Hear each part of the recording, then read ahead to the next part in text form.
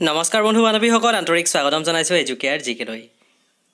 High school TET 2020-ৰ ইতিমধ্যেই certificate কাম মাৰ্কশ্বিটসমূহ আপোনালোকে লাভ কৰিলে আৰু বহুতেই কাইলৈ বা পৰহিলৈ সংগ্ৰহ কৰিব। চাৰ্টিফিকেটখন ইতিমধ্যে বহুতৰে হাতত পৰিছে। এইটো ভিডিঅ'ত আমি আলোচনা কৰিম চাৰ্টিফিকেটখনত উল্লেখ থকা বিশেষ কথাখিনি। এটা ইম্পৰ্টেণ্ট পইণ্ট, চাৰ্টিফিকেটত কিন্তু LP UP টেটৰ চাৰ্টিফিকেটত থকাৰ দৰে জনৰ কথা উল্লেখ নাই।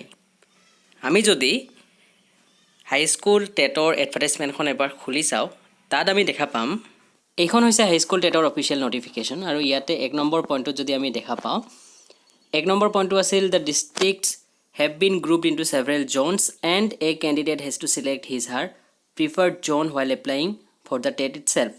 After qualifying TET, he or she will get preference for engagement as a teacher in his preferred zone in accordance with the government notification number PMA 277/2019/7A dated 22/08/2019.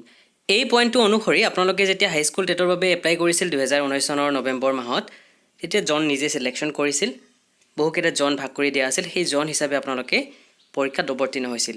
তাৰপিছত আজি চাৰ্টিফিকেট মুকলি কৰি দিয়া হ'ল।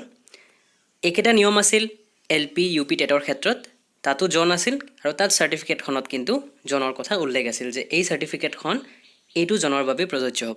কিন্তু আজি যিখন চাৰ্টিফিকেট আহিছে হাইস্কুল টেটৰ বাবে, তাত জনৰ কথাটো উল্লেখ নাই। মই এবাৰ চাৰ্টিফিকেটৰ কপি এখন দেখুৱাই লৈছোঁ আপোনালোকক। চাওক, এইখন হৈছে এখন চাৰ্টিফিকেট কপি, আজি ইছ্যু কৰা, আজি সংগ্ৰহ কৰিছে আমাৰ এগৰাকী বান্ধৱীয়ে। তেখেতৰ ইয়াতে মাৰ্কখিনি আমি দেখা পাইছোঁ। ওপৰতে তেখেতৰ ডিটেইলছখিনি আছে, name, roll number, application number, father's mother's name, applied for social category, medium for which applied Assamese, PWD ন। তাৰপিছত ইয়াতে মাৰ্কছখিনি আছে। এতিয়া ৰিমাৰ্কছত চাব আপোনালোকে তলৰ পিনে, it is certified that this marksheet cum certificate will remain valid for 7 years from the date of issue of this certificate and will only be valid subject to production of original certificates records to the concerned authorities in due courses of time. Date of issue important 23/7/2020। 23/7/2020 তাৰিখটো আপোনালোকে মন কৰিব, যিদিনাখন ৰি-ইভেলুৱেশ্যনৰ result দিয়া হৈছে। এইটো এটা important point. আপোনালোকৰ যিহেতু চাৰ্টিফিকেটখন 7 বছৰলৈকে বৈধ থাকিব, ভাল হৈছে ডেট অফ ইছ্যু 23/7/2020 দিয়াৰ কাৰণে। কেইমাহমান আপোনালোকে ইয়াতো পাই গ'ল। আৰু ইয়াতে ক'তো আমি জনৰ কথা উল্লেখ কৰা দেখা নাই। আগতে যিদৰে LP UP চাৰ্টিফিকেটত জনৰ কথা উল্লেখ আছিল, ইয়াতে কিন্তু জনৰ কথা উল্লেখ কৰা হোৱা নাই।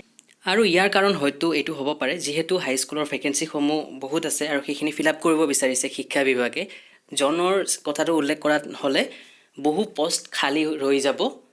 আৰু সেইবাবে যিহেতু যিকোনো নটিফিকেশ্যন এখন ওলাইছিল আমাৰ অসম চৰকাৰৰ, তাতে জনৰ কথাটো উল্লেখ কৰিছিল, কিন্তু প্ৰিফাৰেঞ্চৰ কথা আছিল।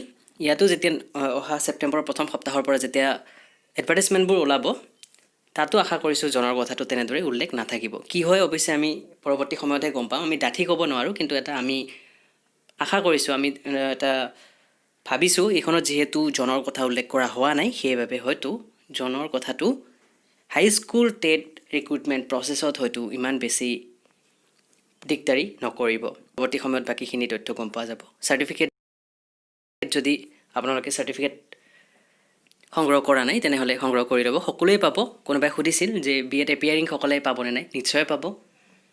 আপোনালোকে যেতিয়া BEd পাছ কৰিব তেতিয়া এইখন বৈধ হ'ব। বাকী এইখিনি আছিল শেহতীয়া আপডেট। ভিডিঅ'টো ভাল লাগিলে লাইক, কমেণ্ট আৰু শ্বেয়াৰ কৰিব। আৰু যদিহে এতিয়ালৈকে চেনেলটো ছাবস্ক্ৰাইব কৰা নাই, ছাবস্ক্ৰাইব কৰি ল'ব। ভিডিঅ'টো ইমানতে শেষ কৰিছোঁ। ধন্যবাদ।